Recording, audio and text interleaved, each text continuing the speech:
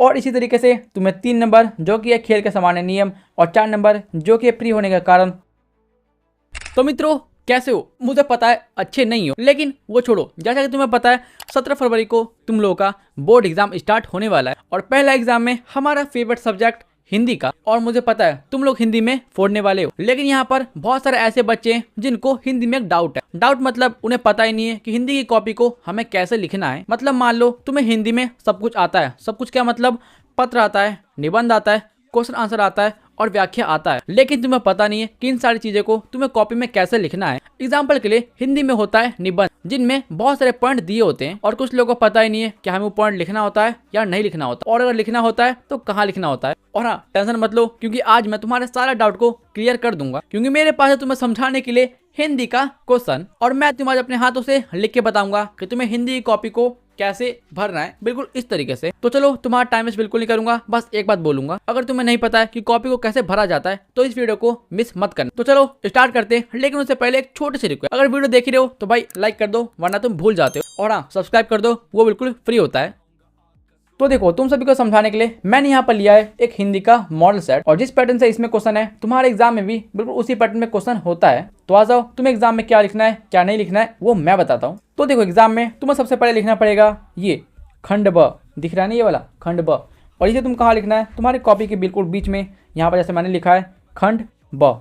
और हाँ, मेरा थोड़ा इधर हो गया, लेकिन ट्राई करना कि तुम बीच में लिखो जिससे ये कॉपी थोड़ी अच्छी लगे ना, और ट्राई करना इसे थोड़ा बड़ा लिखो और मोटा मोटा लिखो जैसे कि मैंने लिखा है। और इसको थोड़ा और अच्छा दिखाने के लिए मैंने इसमें थोड़ा शेडिंग कर दिया है और एरो डाल दिया है और इधर भी एरो डाल दिया है। और हाँ, अगर तुम्हारे पास टाइम बचेगा तभी ये सब करना, अगर टाइम नहीं बचेगा तो सिंपली बस ये लिख देना, तुम्हारा उससे काम हो जाएगा। और खंड ब लिखने के बाद तुम्हें यहाँ पे लिखना है ये विषयनिष्ठ प्रश्न, जैसे कि मैंने यहाँ पर लिखा है, और बिल्कुल सेम तरीके से मैंने इसे थोड़ा डार्क लिखा है और यहाँ पे एरो दिया है, यहाँ पे एरो दिया है और नीचे कर दिया है अंडरलाइन। और ये दोनों लिखने के बाद तुम्हें सीधा आना है क्वेश्चन पर। और देखो, हिंदी के एग्जाम में फर्स्ट क्वेश्चन पूछा जाता है जो कि होता है गद्यांश, और तुम्हें एग्जाम में कोई 2 गद्यांश बनाना पड़ेगा। एग्जाम्पल के लिए मैं बनाने वाला हूँ ये पहला का वाला गद्यांश। तो मैं क्या करूंगा, यहाँ पर ऐसे लाइनिंग करके कोना में लिख दूंगा गद्यांश, और क्योंकि यहाँ पर हम 1 नंबर का क्वेश्चन बना रहे हैं इसलिए 1 नंबर को उठा के यहाँ पे चिपका देना है। और हाँ देखो, एक बात तुम सोचोगे कि भाई मैंने इस गद्यांश को बीच में क्यों लिखा, यहाँ क्यों लिखा, तो देखो इसका बड़ा सिंपल रीजन है। अगर मैं इस गद्यांश को बीच में लिख दूंगा तो तीनों लाइन में आ जाएंगे, जो कि थोड़ा बेकार लगेगा, इसलिए मैंने इसे कोना में लिख दिया जिससे ये कॉपी सुंदर लगे। और फिर क्या, इतना लिखने के बाद तुम आगे बढ़ो। यह पहला गद्यांश और इसके क्वेश्चन पूछा गया है यहाँ पर। और हाँ, एक बात याद रखना, मान लो तुम एक क वाला गद्यांश बना रहे हो, जैसे कि एक क है, तो इस वाले क को उठा के तुम पहले यहाँ डालना और एरो डाल देना, उसके बाद ही आंसर लिखना स्टार्ट करना। और हाँ, एक बात मैं तुम्हें बहुत इंपॉर्टेंट बता दूं, ये जो 1 नंबर है इसमें तुम्हें 2 गद्यांश देखने को मिलेंगे, एक है क वाला और एक है ख वाला, लेकिन याद रखना इन दोनों में से तुम्हें को एक ही बनाना है। तो ठीक है, तुम समझ चुके हो, अब हम आगे बढ़ते हैं। तो देखो, जब तुम आगे बढ़ोगे तो 2 नंबर में पूछा जाता है एक और गद्यांश, और यहाँ पर भी तुमसे 2 गद्यांश पूछा गया, एक गद्यांश है क और दूसरा गद्यांश है ख, लेकिन इनमें से भी तुम्हें को एक गद्यांश बनाना है। एग्जाम्पल के लिए मैं बनाने वाला हूँ ये क वाला गद्यांश। तो तुम्हें क्या करना है, पहले ये 2 नंबर उठा के तुम अपने कॉपी के यहाँ पर 2 नंबर लिख दो और इसके बगल में बीच में मतलब गद्यांश लिख दो, और उसके बाद कुछ मत करो। अगर तुम बना रहे हो ये क वाला गद्यांश तो क को उठाओ, क को यहाँ लिख दो, और फिर क्या, इसका जो क्वेश्चन है इस क्वेश्चन का आंसर दो। जैसे कि देखो, इसका पहला क्वेश्चन ये है, तो मैं क्या करूंगा, इसको उठाऊंगा और इसको यहाँ लिखूंगा और इसका आंसर लिखना स्टार्ट करूंगा। और तुम्हें एग्जाम में गद्यांश ऐसे ही बनाना है। तो ठीक है, तुमने दोनों गद्यांश बना दिए, अब हम बढ़ते हैं आगे। और आगे बढ़ते हैं तो यहाँ पर हमारे सामने आता है निबंध, और मुझे पता है निबंध में ही तुम में से बहुत लोगों को बहुत दिक्कत होती है। तो चलो मैं तुम्हें बताता हूँ कि तुम्हें एग्जाम में निबंध कैसे लिखना चाहिए। देखो, सबसे पहले कुछ मत करो, ये जो 3 नंबर है 3 नंबर को उठाओ और यहाँ पर कॉपी के कोने में चिपका दो, और उसी लाइन में कॉपी के बीच में यहाँ पर लिख दो निबंध। हाँ, निबंध लिख दो। और हाँ, याद रखना ये पूरा उठा के तुम यहाँ पे मत चिपका देना, वो गलती तुम मत करना। उसके बदले तुम बीच में निबंध लिख दोगे तो तुम्हारा काम हो जाएगा। और उसके बाद मान लो तुम्हें इनमें से किसी एक पे निबंध लिखना है, जैसे कि देखो, अगर मैं तुम्हारे बदले होता तो मैं लिखता इस पे मेरा प्रिय खेल क्रिकेट। और फिर इसके बाद तुम्हें क्या करना है, कुछ मत करो भाई, ये क वाला उठाओ और क को यहाँ पर लिख दो, और जो तुम्हारा निबंध है, जैसे कि मेरा निबंध है मेरा प्रिय खेल क्रिकेट, उसको उठाना और इसके बीच में चिपका देना। और उसके बाद तुम्हें क्या करना है, यहाँ पर जो 5 पॉइंट दिए इन 5 पॉइंट का आंसर लिखना है। और वो कैसे, चलो मैं बताता हूँ। देखो, पहला पॉइंट दिया है प्रस्तावना, तो तुम्हें क्या करना है, अपनी कॉपी में सबसे पहले 1 नंबर डालना है, यहाँ पर प्रस्तावना डाल देना है, और उसके बाद एक लाइन छोड़ना और इस लाइन से अपना आंसर लिखना स्टार्ट करना। और बिल्कुल सेम तरीके से तुम्हें 2 नंबर उठाना है, 2 नंबर को यहाँ लिख देना है और उसके बाद इस वाली लाइन से आंसर लिखना स्टार्ट करना है। और इसी तरीके से तुम्हें 3 नंबर जो कि है खेल के सामान्य नियम और 4 नंबर जो कि फ्री होने का कारण और 5 नंबर जो कि निष्कर्ष, इन सभी को बिल्कुल इस तरीके से लिख देना है। तो ठीक है, मुझे पता है तुम लोगों को निबंध कैसे लिखना है वो समझ में आ चुका है। तो अब हम आगे बढ़ते हैं, और हम जैसे आगे बढ़ते हैं हमारे सामने नेक्स्ट आता है पत्र।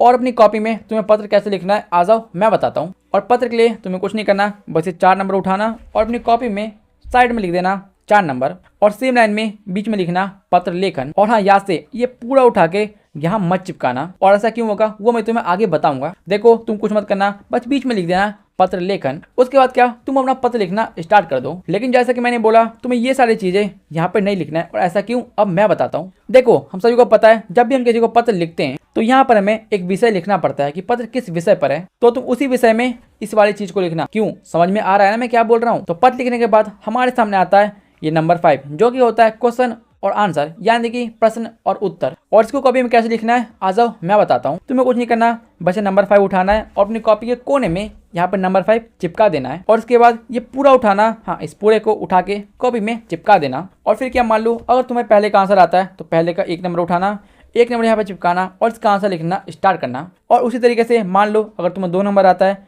3 नंबर आता है, 5 नंबर आता है या 7 नंबर आता है, उन सभी का नंबर कॉपी के साइड में डालना और इसका आंसर लिखना स्टार्ट कर देना।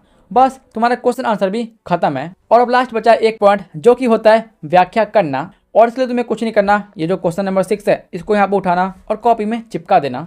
और यहाँ पर भी तुम्हें इतना लंबा चौड़ा निम्नलिखित प्रश्नों में से किसी एक का उत्तर लिखे, इसको कॉपी में मत लिखना। इसके बदले मान लो तुम बना रहे हो ये पहला क्वेश्चन जो कि होता है गद्य खंड में से, तो तुम्हें क्या करना है, तुम्हें 1 नंबर वाला उठाना, 1 नंबर यहाँ पर डालना, एरो डाल देना और यहाँ पे लिख देना सप्रसंग व्याख्या। और फिर क्या, इसका आंसर लिखना स्टार्ट कर दो। और इतना करते ही तुम्हारा हिंदी का काम खत्म हो चुका है। और हाँ देखो एक बात बता दूं, तुम ये मत समझना कि जैसे मैंने बताया वही सही है, नहीं ऐसा बिल्कुल नहीं है। तुम्हारे टीचर ने तुम्हें किसी और तरीके से बताया होगा और मैं तुम्हें किसी और तरीके से बता रहा हूँ, तो इसका ये मतलब बिल्कुल नहीं है कि मैं गलत हूँ या तुम्हारा टीचर सही है या तुम्हारा टीचर गलत है या मैं सही हूँ। नहीं, सबके लिखने का तरीका अलग अलग होता है। तो ठीक है, आज के लिए इतना ही। मैं फिर से बोलता हूँ, अगर अभी तक लाइक नहीं किया तो लाइक कर दो, वरना पाप लगेगा, और सब्सक्राइब करना। तो ठीक है, बाय।